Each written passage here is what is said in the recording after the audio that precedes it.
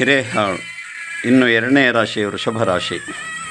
ವೃಷಭ ರಾಶಿಯವರಿಗೆ ವರ್ಷಾರಂಭದಿಂದ ಜೂನ್ 2, 2026ರವರೆಗೆ ಗುರು ಮಿಥುನ ರಾಶಿಯಲ್ಲಿದ್ದು, ಇದರ ಪ್ರಭಾವದಿಂದ ಧನಾಧಾನ್ಯದಲ್ಲಿ ವಿಪುಲವಾಗಿ ಆದಾಯ ಉಂಟಾಗುವುದು. ಕುಟುಂಬದಲ್ಲಿ ಧನಾತ್ಮಕ ಬೆಳವಣಿಗೆ, ವಾಕ್ಚಾತುರ್ಯಕ್ಕೆ ತಕ್ಕ ಪ್ರತಿಫಲದೊಂದಿಗೆ ಜೀವನ ಅಭಿವೃದ್ಧಿದಾಯಕವಾಗಿರುವುದು. ಈ ಅವಧಿಯಲ್ಲಿ ಹಲವು ಧನಾತ್ಮಕ ಫಲಿತಾಂಶಗಳನ್ನು ನೀಡುವ ಸಾಧ್ಯತೆ ಇದೆ. ಆರ್ಥಿಕವಾಗಿ ಈ ಕಾಲವು ಹೂಡಿಕೆಗಳಿಂದ ಲಾಭ, ಹೊಸ ಆದಾಯ ಮಾರ್ಗಗಳನ್ನು ನೀಡುವುದು. ಕುಟುಂಬದಲ್ಲಿ ಶಾಂತಿ, ಸಾಮರಸ್ಯ ಹಾಗೂ ಹಿರಿಯರ ಆಶೀರ್ವಾದ ನಿಮ್ಮೊಂದಿಗೆ ಇರುತ್ತದೆ. ನಿಮ್ಮ ಮಾತುಗಳಿಗೆ ಗೌರವ ದೊರೆಯುತ್ತದೆ. ಮಾತನಾಡುವ ಶೈಲಿಯು ಮಿತಭಾಷೆಯಾಗಿ ಇರುತ್ತದೆ. ಇದು ಸಾಮಾಜಿಕವಾಗಿ ನಿಮಗೆ ಒಳ್ಳೆಯ ಹೆಸರು ತಂದುಕೊಡಬಹುದು. ಸಾಹಿತ್ಯ, ಉಪನ್ಯಾಸ, ಮಾಧ್ಯಮ ಮತ್ತು ಬೋಧನಾ ಕ್ಷೇತ್ರದವರಿಗೆ ಈ ಸಮಯ ಬಹು ಅನುಕೂಲಕರವಾಗಿದೆ. ಮನೆಯಲ್ಲಿ ಸಂತೋಷದ ವಾತಾವರಣ ನಿರ್ಮಾಣವಾಗಬಹುದು. ಆದರೆ ಖರ್ಚುಗಳಲ್ಲಿ ಅತಿರೇಕವನ್ನು ತಡೆಗಟ್ಟುವುದು ಅಗತ್ಯವಿದೆ.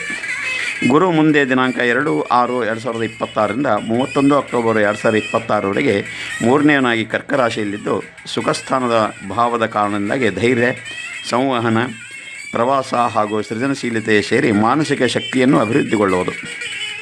ಈ ಅವಧಿಯಲ್ಲಿ ನೀವು ಧೈರ್ಯದಿಂದ ಹೊಸ ಕಾರ್ಯಗಳನ್ನು ಕೈಗೊಳ್ಳುವಿರಿ. ನಿಮ್ಮ ಬಲವರ್ಧಿತವಾಗಿರುವ ಮಾನಸಿಕ ವ್ಯಕ್ತಿತ್ವವು ಇತರರನ್ನು ಪ್ರಭಾವಿತ ಮಾಡುತ್ತದೆ. ಹೊಸ ಜನರ ಪರಿಚಯ, ಸ್ನೇಹ ಮತ್ತು ಸಹಕಾರದಿಂದ ಪ್ರಗತಿಯ ದಾರಿ ತೆರೆಯಲಿದೆ. ಈ ಸಮಯದಲ್ಲಿ ಆತ್ಮವಿಶ್ವಾಸ ಹೆಚ್ಚಾಗಿ ಸೃಜನಾತ್ಮಕ ಕಾರ್ಯಗಳಲ್ಲಿ ನೀವು ಮುಂಚೂಣಿಯಲ್ಲಿರಬಹುದು. ನಿಮ್ಮ ಯೋಜನೆಗಳು ಜನರಿಂದ ಮೆಚ್ಚುಗೆ ಪಡೆಯುತ್ತವೆ. ಈ ಅವಧಿ ಧನಸಂಗ್ರಹ, ಕುಟುಂಬ ಸೌಹಾರ್ದತೆ ಮತ್ತು ಸಾಂಸಾರಿಕ ಸುಖವನ್ನು ತರುವ ಕಾಲವಾಗಿದೆ. ಮುಂದೆ 31 ಅಕ್ಟೋಬರ್ 2026ರಿಂದ 24 ಜನವರಿ 2027ರವರೆಗೆ 4ನೇಯನಾಗಿ ಸಿಂಹರಾಶಿಯಲ್ಲಿದ್ದು, ಮುಂದೆ ವಕ್ರಿಯಾಗಿ ವರ್ಷಾಂತದವರೆಗೆ 3ನೇಯನಾಗಿ ಪುನಃ ಕರ್ಕ ರಾಶಿಯಲ್ಲಿರುವನು. ಈ ವಕ್ರೀಗತಿಯ ಫಲಿತಾಂಶಗಳು ನಿಮ್ಮ ಹಿಂದಿನ ಯೋಜನೆಗಳ ಪುನರ್ವಿಮರ್ಶೆಗೆ ದಾರಿ ಮಾಡಬಹುದು. ಹಿಂದಿನ ಪ್ರಯತ್ನಗಳ ಫಲ ನೀಡಲು ಪ್ರಾರಂಭಿಸಬಹುದು. ಹೊಸ ಅವಕಾಶಗಳು ಆತ್ಮವಿಶ್ವಾಸದಲ್ಲಿ ಬೆಳವಣಿಗೆ ತರಲಿದೆ ಹಾಗೂ ಪ್ರಯತ್ನ ಮತ್ತು ನಿರ್ಧಾರಗಳಲ್ಲಿ ಬದಲಾವಣೆ ಕಾಲವನ್ನು ಸೂಚಿಸುತ್ತವೆ. ಶನಿ ವರ್ಷಾಂತದವರೆಗೆ 11ನೇಯನಾಗಿ ಮೀನರಾಶಿಯಲ್ಲಿದ್ದು, ಈ ಸ್ಥಾನ ಅತ್ಯಂತ ಉತ್ಕೃಷ್ಟವಾಗಿದ್ದು ಶ್ರಮದ ಫಲವಾಗಿ ಸದೃಢ ಲಾಭವನ್ನು ಪಡೆಯುವಿರಿ. ಉದ್ಯಮದಾರರಿಗೆ, ವ್ಯಾಪಾರಿಗಳಿಗೆ ಇದು ಲಾಭದಾಯಕ ಕಾಲವಾಗಿದ್ದು ಹೂಡಿಕೆಗೆ ಅನುಕೂಲಕರವಾಗಿದೆ.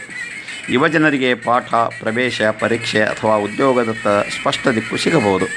ಆದರೆ ಶನಿಯು ಶ್ರಮದತ್ತ ಒಲವು ಇರುವ ಗ್ರಹವಾದ್ದರಿಂದ ಇಡೀ ವರ್ಷ ಶಿಸ್ತು, ನಿಷ್ಠೆ ಮತ್ತು ಸಮಯ ಪಾಲನೆ ಮೇರೆಗೆ ಫಲ ನೀಡುವನು.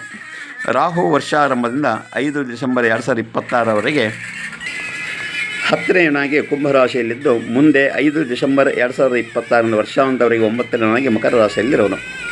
ರಾಹುಗ್ರಹವು ಈ ವರ್ಷದಲ್ಲಿ 2 ಭಿನ್ನ ಭಾವಗಳಲ್ಲಿ ಸಂಚರಿಸುತ್ತಿದ್ದು, ಪೂರ್ವಾರ್ಧದ ಅವಧಿಯಲ್ಲಿ ಕಾರ್ಯಕ್ಷೇತ್ರದಲ್ಲಿ ಸ್ವಲ್ಪ ಅವಸ್ಥೆಯ ಅನುಭವ ಆಗುವುದು.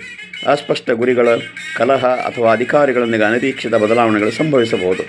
ನಿಮ್ಮ ಕೆಲಸದ ಬಗ್ಗೆ ಶಂಕೆ ಉಂಟಾಗುವ ಸಂಭವವಿರುವುದರಿಂದ ನಿಷ್ಠೆಯಿಂದ ಕೆಲಸ ಮಾಡುವ ಅಗತ್ಯವಿದೆ. ದುಡಿಮೆಗಿಂತ ಹೆಚ್ಚು ಚಿಂತೆಗೊಳಗಾಗುವ ಕಾಲವಿದು.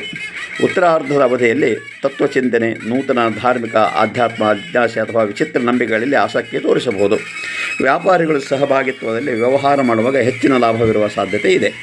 ವಿಶೇಷವಾಗಿ ನವೀನ ಮಾರುಕಟ್ಟೆ ಹುಡುಕುವುದು, ವ್ಯಾಪಾರದತ್ತ ಒಲವು ತೋರಿಸುವುದರಿಂದ ವ್ಯಾಪಾರದ ವಿಸ್ತರಣೆ ಸಾಧ್ಯವಾಗುತ್ತದೆ. ಹೊಸ ತಂತ್ರಜ್ಞಾನ ಬಳಸಿಕೊಂಡು ವ್ಯವಹಾರವನ್ನು ಪ್ರಚಾರ ಮತ್ತು ಮಾರಾಟದ ಹಂತದಲ್ಲಿ ಅಭಿವೃದ್ಧಿಪಡಿಸಬಹುದು. ವಿದ್ಯಾರ್ಥಿಗಳು ತಮ್ಮ ಗುರಿಯತ್ತ ಗಮನ ಕೇಂದ್ರೀಕರಿಸಿ ತಯಾರಿ ಮುಂದುವರಿಯಿರಿ. ಡಿಸೆಂಬರ್ ನಂತರ ಅತಿಯಾದ ಶ್ರಮ, ಸಮಯ ಪಾಲನೆ ಮತ್ತು ಮಾನಸಿಕ ಏಕಾಗ್ರತೆ ಅಗತ್ಯವಿರುವ ಕಾಲವದು. ವಿದ್ಯಾರ್ಥಿಗಳು ಈ ಸಮಯದಲ್ಲಿ ವಿದ್ಯಾರ್ಥಿಗಳಿಗೆ ಅತ್ಯುತ್ತಮ ಅವಕಾಶಗಳು ವರ್ಷವಾಗಿದೆ. ಸ್ಪರ್ಧಾತ್ಮಕ ಪರೀಕ್ಷೆಗಳ ಪೂರ್ವಭಾವಿ ತಯಾರಿ ಸುಗಮಗೊಳ್ಳುವುದು. ಗುರುಬಲವು ಉತ್ತಮವಾಗಿರುವುದರಿಂದ ಪ್ರವೇಶ ಪರೀಕ್ಷೆಗಳಲ್ಲಿ ಮುನ್ನಡೆಯುವ ಸಾಧ್ಯತೆ ಉಂಟು. ಕೆಲವು ಸಂದರ್ಭದಲ್ಲಿ ಫಲಿತಾಂಶಗಳಲ್ಲಿ ವಿಳಂಬವಾಗಬಹುದು. ಆದರೂ ಶ್ರದ್ಧೆ ಮತ್ತು ಪರಿಶ್ರಮದಿಂದ ಉತ್ತಮ ಫಲಿತಾಂಶ ಸಾಧ್ಯ. ನಿರಂತರ ಶ್ರಮ ಮತ್ತು ಮಾನಸಿಕ ಏಕಾಗ್ರತೆ ಅಗತ್ಯ. ಕೃಷಿಕರು ಈ ವರ್ಷ ಮಳೆಯ ಒತ್ತಡ ಅಥವಾ ಅಸ್ಪಷ್ಟ ಹವಾಮಾನ ಇದ್ದರೂ ಸರ್ಕಾರದಿಂದ ಸಹಾಯಧನ ಅಥವಾ ಉಪಕರಣಗಳ ಮೂಲಕ ಬೆಳೆಗಳಿಗೆ ಉತ್ತಮ ಬೆಲೆ ಪಡೆಯುವ ಸಾಧ್ಯತೆ ಇದೆ. ಮಹಿಳೆಯರು ಈ ವರ್ಷ ಕುಟುಂಬದ ಸಹಕಾರ ಹೆಚ್ಚಾಗುವ ಕಾಲವದು. ಮನೆ ಖರೀದಿ ಅಥವಾ ನವೀಕರಣ ಯೋಗ್ಯ ಸಮಯವಿದೆ. ಮಕ್ಕಳ ಆರೋಗ್ಯ, ಶಿಕ್ಷಣ ಮತ್ತು ಭವಿಷ್ಯ ಯೋಜನೆಗಳಿಗೆ ಯಶಸ್ಸು ದೊರಕುವ ಸಾಧ್ಯತೆ ಇದೆ.